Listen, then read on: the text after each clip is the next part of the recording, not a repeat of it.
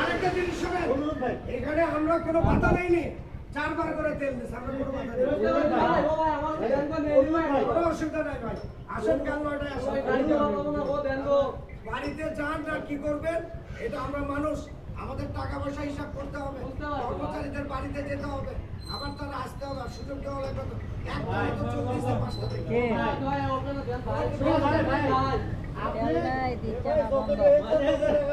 নির্দিষ্ট এ পর্যন্ত দেন ভাই, কারণ ওখানে তো বলে দিচ্ছেন 10টা বেলা কেউ ঢুকতো না, তারা আমার করে বলা হচ্ছে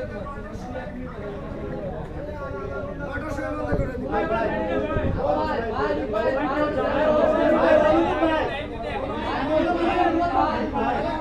কয়টা পর্যন্ত চালাবো? শোনেন ভাই, ওই পর্যন্ত একটা কথা শুনুন ভাই, সময় যাচ্ছেন দিব, তারপর অফ করে দিব।